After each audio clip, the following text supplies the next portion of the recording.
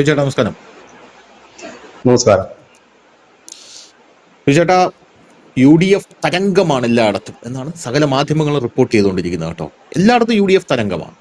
UDF തരംഗം വിട്ടൊരു കളിയില്ല എന്ന് പറഞ്ഞ് സകല മാധ്യമങ്ങളും UDFനെ സപ്പോർട്ട് ചെയ്യുന്ന ഈ ഒരു സാഹചര്യത്തിൽ നമുക്കതിനെക്കുറിച്ചൊന്ന് ചർച്ച ചെയ്യാം. ശരി, UDF തരംഗമായിക്കൊള്ളട്ടെ. 4-ാം തീയതി റിസൾട്ട് വരുമ്പോൾ നമുക്കറിയാം. ഇപ്പൊ UDF തരംഗമാണെങ്കിൽ സപ്പോസ് ആരായിരിക്കും മുഖ്യമന്ത്രി എന്നുള്ളൊരു ചോദ്യം ഉണ്ടല്ലോ. വി.ഡി. സതീശൻ പറഞ്ഞത് UDF ഇത്തവണ അധികാരത്തിൽ വന്നില്ലെങ്കിൽ ഞാൻ രാഷ്ട്രീയ വനവാസത്തിന് പോകും എന്നുള്ളതാണ്. എന്താണ് ഈ രാഷ്ട്രീയ വനവാസം എന്നുള്ളൊരു വാക്ക്? രാഷ്ട്രീയ വനവാസം എന്നുകൊണ്ട് ഉദ്ദേശിക്കുന്നത്, താങ്കൾക്ക് ഇത്രയും കാലത്തെ രാഷ്ട്രീയം കണ്ടതുകൊണ്ട് അങ്ങനെ രാഷ്ട്രീയ വനവാസത്തിന് പോയ ആൾക്കാരുണ്ടോ? എങ്ങനെയാണെങ്കിൽ എന്താണ് അതിൻ്റെ ഒരു പാറ്റേൺ? രാഷ്ട്രീയം സമ്പൂർണ്ണമായി നിർത്തി വേറെ വല്ല ജോലിക്കും പോകുമെന്നാണോ, അല്ലെങ്കിൽ വീട്ടിലിരിക്കുമെന്നാണോ, അല്ലെങ്കിൽ അടുത്ത 5 കൊല്ലം വീട്ടിലിരുന്നിട്ട് പിന്നീട് അടുത്ത വീണ്ടും രാഷ്ട്രീയത്തിൽ പണിയെടുക്കാനായിട്ട് ഇറങ്ങുമെന്നാണോ? എനിക്കറിയില്ല. രാഷ്ട്രീയ വനവാസം എൻ്റെ അജ്ഞതയായിരിക്കാം.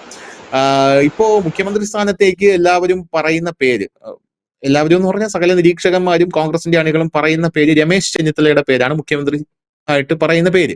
പക്ഷെ പല സ്ഥലങ്ങളിലും KC വേണുഗോപാലിന്റെ പേര് ഒളിഞ്ഞും തെളിഞ്ഞും കേൾക്കുന്നുണ്ട് എന്നുള്ളതാണ് നമുക്ക് മനസ്സിലാക്കാൻ സാധിക്കുന്നത്.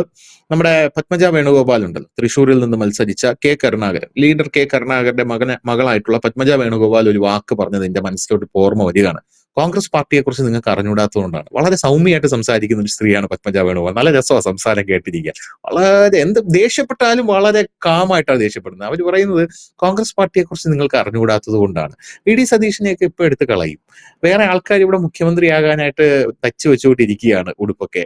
അത്തരത്തിലൊരു സംഭവം നടക്കാനായിട്ട് സാധ്യതയുണ്ടോ സപ്പോസ് കോൺഗ്രസ് അധികാരത്തിൽ വന്നു കഴിഞ്ഞാൽ? കോൺഗ്രസ് ആദ്യം 110 സീറ്റ് പറഞ്ഞു, പിന്നെ 100ആയി, 90ആയി, ഇപ്പൊ 80-ലെത്തി നിൽക്കുകയാണ്. ഓരോ ദിവസം കണക്ക് കൂട്ടുമ്പോഴും കുറഞ്ഞുകൊണ്ടിരിക്കുകയാണ്. അപ്പോൾ രസികനായ ഒരാൾ താഴെ കമന്റിട്ടിട്ടുണ്ട്, ഇങ്ങനെ ഓരോ ദിവസം ഓരോ സീറ്റ് വെച്ച് കുറയുകയാണെങ്കിൽ പിന്നെ സീറ്റൊന്നും കാണത്തില്ലല്ലോ, അതുകൊണ്ട് ഇനി കണക്കെടുപ്പ് നിർത്തി വെക്കാനായിട്ടാണ് അവർ പറഞ്ഞിരിക്കുന്നത്. അദ്ദേഹം കമന്റ് ചെയ്തിരിക്കുന്നത് അങ്ങനെയാണ്. ഏതായാലും ഇതൊരു വലിയ ചോദ്യമാണ്, അത് ആരാകുമെന്ന്. പിന്നെ ആദ്യം രാഷ്ട്രീയ വനവാസത്തിന് ആരെങ്കിലും പോയതായിട്ട് എന്റെ അറിവിലില്ല. പക്ഷെ രാഷ്ട്രീയ വനവാസത്തിന് നേതാക്കന്മാരെ പറഞ്ഞു വിട്ടിട്ടുണ്ട്, ഒരുപാട് പേരെ ജനം പറഞ്ഞു വിട്ടിട്ടുണ്ട്. അത് നമ്മൾ കണ്ടിട്ടുണ്ട്. കാരണം പിന്നീട് ഒരിക്കലും അവർ മടങ്ങി വന്നിട്ടില്ല. ഒരുപാട് നേതാക്കൾ ഇന്നും ഷെഡിലാണ്. അത് ജനം തൂത്തെറിയുന്നതാണ്. അവരെ വനവാസത്തിന് ജനമായിട്ട് പറഞ്ഞു വിടുന്നതാണ്. പക്ഷെ സ്വയം പോയവരാരെ ഞാൻ കണ്ടിട്ടില്ല. പക്ഷെ ഇവിടെ വി.ഡി. സതീശൻ വളരെ ബുദ്ധിമാനാണ്. അദ്ദേഹം തുടക്കം മുതൽ എടുത്തൊരു സ്റ്റാൻഡുണ്ട്. ഈ രാഷ്ട്രീയ വനവാസം എന്ന് അദ്ദേഹം പറഞ്ഞത് വെറുതെയല്ല, അതൊരു ഇരുതല മൂർച്ചയുള്ള ഒരു വാളായിട്ടാണ് എനിക്ക് തോന്നുന്നത്. സ്വാഭാവികമായിട്ട് അദ്ദേഹം പറഞ്ഞത്, ഈ തെരഞ്ഞെടുപ്പിൽ കോൺഗ്രസിനും UDFനും പരാജയപ്പെട്ടാൽ താൻ അതോടുകൂടി പണി നിർത്തി വനവാസത്തിന് പോകും അദ്ദേഹം പറഞ്ഞു. അതൊരു ചങ്കൂറ്റത്തോടുള്ള ഒരു നേതാവിന്റെ നിലപാടായിട്ട് തന്നെ അതിനെ കാണണം. അപ്പോൾ സ്വാഭാവികമായ ഒരു ചോദ്യം വരും, അപ്പോൾ ജയിച്ചാലോ? സ്വാഭാവികമായിട്ട് ചോദിക്കേണ്ടത് ജനമല്ലേ, ഇല്ലെങ്കിൽ UDFന്റെ നേതാക്കന്മാരല്ലേ. അപ്പൊ ജയിച്ചാൽ എന്ത് ചെയ്യണം? തോറ്റാൽ അയാൾ ആ ഉത്തരവാദിത്തം ഏറ്റെടുക്കുമെന്ന് പറയുന്നു, താൻ രാഷ്ട്രീയ രംഗം വിടുമെന്ന് അദ്ദേഹം പറയുന്നു. അപ്പൊ ജയിച്ചാൽ എന്താകണം? അത് നമ്മളല്ലേ ഉത്തരം കൊടുക്കേണ്ടത്. അപ്പൊ നമ്മളല്ലേ അങ്ങോട്ട് പറയും. ധനുഷിന്റെ അടുത്ത് പറയാണ്, ഇതിന്റെ മുഴുവൻ ഇത് തോക്കുകയാണ്, ഇതിന്റെ മുഴുവൻ ഉത്തരവാദിത്തം ഞാൻ ഏറ്റെടുക്കുന്നു. വളരെ ആത്മത്തോടു കൂടി പറയാം, ഞാൻ ഈ പണി നിർത്തുക എന്ന് പറഞ്ഞാൽ സ്വാഭാവികമായിട്ട് ഇത് കേട്ടു നിൽക്കുന്നതും പറയത്തില്ലേ.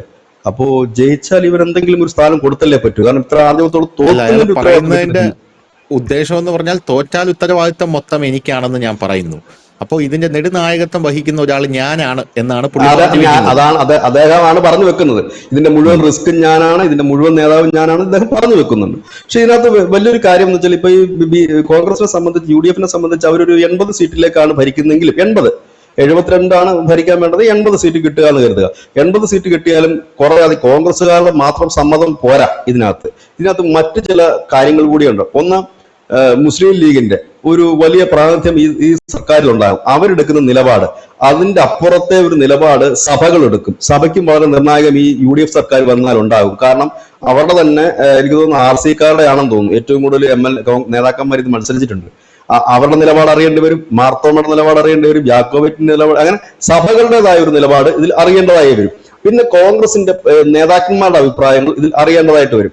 ഇവിടെ വി.ഡിക്ക് എത്രത്തോളം ചാൻസ് ഉണ്ട് എന്നുള്ള കാര്യം സംശയമാണ്. കാരണം ലീഗ് ഇതിൽ പ്രത്യക്ഷമായി ഇടപെടാനുള്ള സാധ്യതകൾ വളരെ വളരെ കുറവാണ്. കാരണം എന്ന് വെച്ച് കഴിഞ്ഞാൽ ലീഗിനെ സംബന്ധിച്ച് ഇവിടെയാണ് ധനുഷ് പറഞ്ഞ മൂന്നാമത്തെ പേര് പ്രസക്തമാകുന്നത്. KCയുടെ പേര് പ്രസക്തമായി വരുന്നത് ഇവിടെയാണ്. ലീഗിനെ സംബന്ധിച്ച് കേരളത്തിൽ മാത്രം ഒരു പിടി ഉണ്ടായിട്ട് വലിയ കാര്യമില്ല, അവർക്ക് ഡൽഹിയിലും കുറെ പിടി ഉണ്ടായിട്ടേ കാര്യമുള്ളൂ.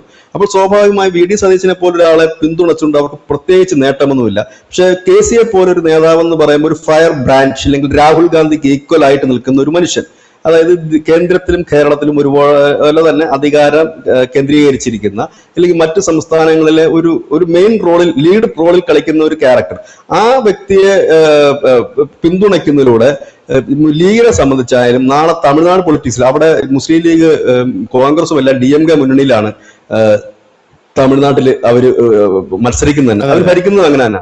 അപ്പൊ നാളെ തമിഴ്നാട് ഒരു ഇഷ്യൂ ഉണ്ടായാലും, സീറ്റിന് കുറച്ച് കൂടുതൽ വേണമെങ്കിലും അല്ലെങ്കിൽ മറ്റെന്തെങ്കിലും ഇഷ്യൂ ഉണ്ടായാലും, കെ സിയെ പോലെ ഒരാളാണെങ്കിൽ അവരെ സംബന്ധിച്ച് കുറച്ച് ഈസി ആക്സസ് ആണ്, അവിടെ എല്ലാം ഇടപെടാനും പറ്റുന്നത്.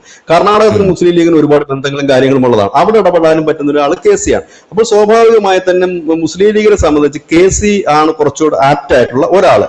ഇനി സഭയിലേക്ക് വന്നു കഴിഞ്ഞാൽ സഭക്കാർക്ക് കൂടുതൽ താല്പര്യം വരാൻ സാധ്യതയുള്ളത് കെ സിയോ അല്ലെങ്കിൽ ചെന്നിത്തലയോ എന്ന രീതിയിലേക്ക് അവിടെയും അത് മാറാൻ സാധ്യതയുണ്ട്. കാരണം ചെന്നിത്തല സംബന്ധിച്ച് പറഞ്ഞാൽ എല്ലാവർക്കും സ്വീകാര്യമായ ഒരു മുഖമാണ്, എല്ലാവർക്കും സ്വീകാര്യതയുണ്ട്. പ്രത്യേകിച്ച് ഹിന്ദു സംഘടനക്ക് NSSനും SNDPയുടെയും ഒക്കെ ഏറ്റവും അടുത്ത നിൽക്കുന്ന വ്യക്തിയാണ് ഈ ചെന്നിത്തല എന്ന് പറഞ്ഞാൽ. ആരെയും വെറുപ്പിക്കാതെ എല്ലാവരെയും ഒന്നിച്ചു കൊണ്ടുപോകുന്ന ഒരു വ്യക്തിത്വം. ഇവിടെ ലീഗിനും ചെന്നിത്തലയെ കുറിച്ചും വലിയ ബുദ്ധിമുട്ടുകളൊന്നുമില്ല. കാരണം ചെന്നിത്തലയും ഈ കെ സിയെ പോലെ തന്നെ ദില്ലിയും കേരളവും ഒക്കെ തന്നെ മുമ്പോട്ട് കൊണ്ടുപോകുന്ന ഒരു നേതാവ് തന്നെയാണ്. അപ്പൊ ഇവിടെയാണ് ഈ അവസാന ലാപ്പിലേക്ക് ഈ രണ്ട് നേതാക്കൾ ഇവിടെ വരുന്നത്. പക്ഷെ ഇവിടെ വരുമ്പോഴും ചില പ്രശ്നങ്ങൾ ഇവിടെ അവശേഷിക്കുന്നുണ്ട്. കാരണം ഇവർ ഏത് രീതിയിൽ മുമ്പോട്ട് പോകും എന്നുള്ളതാണ്. കാരണം ചെന്നിത്തല സംബന്ധിച്ച് ഇത് ലാസ്റ്റ് വണ്ടിയാണ്, കെ സിയെ സംബന്ധിച്ച് ലാസ്റ്റ് വണ്ടിയാണ്. കാരണം ഇപ്പൊ മുഖ്യമന്ത്രി ആയില്ലെങ്കിൽ പിന്നീട് അടുത്ത തെരഞ്ഞെടുപ്പിൽ ആകാൻ പറ്റുമോ ഇല്ലയോ എന്നുള്ളത് ഉറപ്പില്ല. പക്ഷെ സതീശനെ സംബന്ധിച്ച് അതല്ല, ഇനി അദ്ദേഹത്തിന് ഓപ്ഷൻ ഉണ്ട്, 5 വർഷം കൂടെ കഴിഞ്ഞാൽ അദ്ദേഹത്തിന് മുഖ്യമന്ത്രിയാകാം.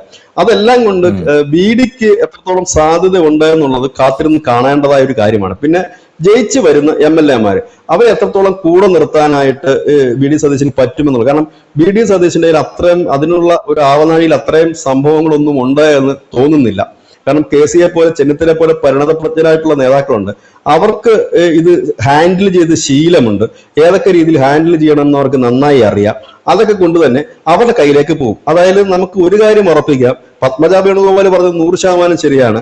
മുഖ്യമന്ത്രി സ്ഥാനത്തിന്റെ ആ ഒരു ചർച്ചകളിലേക്ക് കടക്കുമ്പോൾ അവിടെ VD സതീശൻ ഉണ്ടാകില്ല എന്നുള്ളത്. കാരണം VD സതീശന് വേണ്ടി ചിലപ്പോൾ വളരെ ചുരുക്കം MLA ഇല്ലെങ്കിൽ കുറച്ച് അണികളോ കടന്ന് ബഹളം വെച്ചെന്നിരിക്കാം. സോഷ്യൽ മീഡിയയ്ക്ക് അപ്പുറത്തേക്ക് അതിന്റെ കലാപം എന്നും എത്താനും സാധ്യതയില്ല.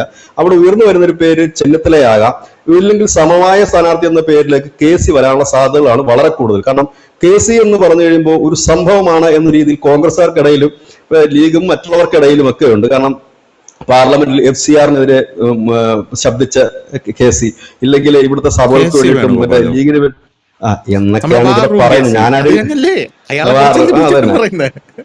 അതെ. അപ്പൊ അല്ല, ഇതൊക്കെ എന്ന് പറഞ്ഞു കഴിഞ്ഞാൽ സ്വാഭാവികമായി തന്നെ ഇവിടെ ഇവര് പറയുന്ന കാര്യങ്ങളാണ് ഇങ്ങനെയൊക്കെ ഉള്ളത്. ഇപ്പം ഇങ്ങനെ ഈ സംഭവങ്ങളൊക്കെ അങ്ങനെയാണ്. ഒന്നുമില്ലെങ്കിൽ കുറഞ്ഞ വർഷം ഈ പാർലമെന്റിൽ സംസാരിക്കുന്ന ഒരു വ്യക്തി എന്നുള്ള നിലയിലുമൊക്കെ ഒരു ഇതായിട്ട് കൊണ്ടുവരുന്നുണ്ട്. അതാ ഞാൻ പറഞ്ഞത്, ആ ഒരു ആംഗിളിലേക്കാണ് ഇത് അവർ സെറ്റ് ചെയ്ത് വരുന്നത്. അല്ല, അങ്ങനെ വരാൻ സാധ്യതകൾ നമ്മൾ നിലവിൽ കാണുന്നുള്ളൂ. കെ സിക്ക് എത്രമാത്രം മുൻപോട്ട് പോകാൻ, കാരണം ഒന്ന് പലപ്പോഴും നമ്മൾ ഈ കെ സിയുടെ ഈ VD സതീശന്റെ ഈ പത്രസമ്മേളനം മറ്റുള്ള കാര്യങ്ങൾ കാണുമ്പോഴൊക്കെ അപക്വമായിട്ടുള്ള ഒരു പെരുമാറ്റം നമുക്ക് പലപ്പോഴും ഫീൽ ചെയ്യാറുണ്ട്. കാരണം അദ്ദേഹം ഒരു പ്രതിപക്ഷ നേതാവിന്റെ ഒരു പക്വതയിൽ ഒരിക്കലും കാണിക്കുന്നുണ്ട് പല സ്ഥലത്തും.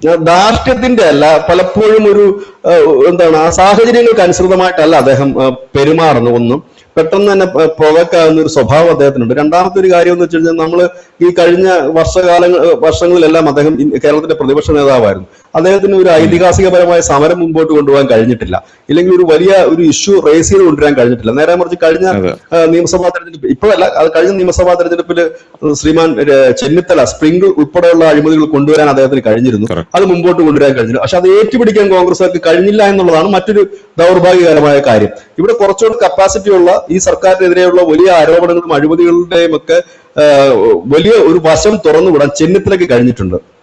പക്ഷെ അത് ഏറ്റുപിടിക്കാൻ കോൺഗ്രസിന് പറ്റാഞ്ഞത് കൊണ്ടാണ് VD അതും ചെയ്തിട്ടില്ല. എവിടെങ്കിലും VD നയിച്ച അതിഹാസികപരമായ സമരം ഉണ്ടായിരുന്നു കഴിഞ്ഞ 5 കൊല്ലം ഈ കേരളത്തിൽ? ഇല്ലെങ്കിൽ VD പുറത്തുവിട്ട ഏതെങ്കിലും വലിയ ഒരു ഭൂതം നമ്മൾ കണ്ടിരുന്നില്ലല്ലോ. എവിടെന്തെങ്കിലും ഒക്കെ ഒരു സംഭവം നടക്കുമ്പോൾ പ്രതിപക്ഷ നേതാവല്ലേ എന്തെങ്കിലുമൊക്കെ പറയേണ്ടതെന്ന് വെച്ച് പറയും. പലപ്പോഴും ഈ ഇവിടുത്തെ സർക്കാരുമായിട്ട്, ഇടതുപക്ഷ സർക്കാരുമായി സമരസപ്പെട്ടു പോകുന്ന ഒരു മെത്തേഡിലേക്കായിരുന്നു. അതായത് ആർജവമുള്ള ഒരു കപ്പാസിറ്റി ഉള്ള ലീഡർ അല്ല താനെന്ന് ഈ 5 വർഷം അദ്ദേഹം തെളിയിച്ചതായിട്ടാണ് ഒരു മാധ്യമപ്രവർത്തനം നില എനിക്ക് തോന്നുന്നത്. ഒരു പക്ഷേ എങ്ങനെയാണെന്ന് എനിക്കറിയില്ല. പക്ഷെ മറ്റുള്ളവരുടെ കാര്യം അങ്ങനെയല്ല. കേരളം തന്നെ വിലയിരുത്തിയിട്ടുള്ള 2 നേതാക്കളാണ് ചെന്നിത്തലയും KCM ഒക്കെ. ഏതായാലും വരും ദിവസങ്ങളിൽ എങ്ങനെയാണെന്നുള്ളത് കാത്തിരുന്ന് കാണേണ്ട ഒരു കാര്യം കൂടിയാണ്.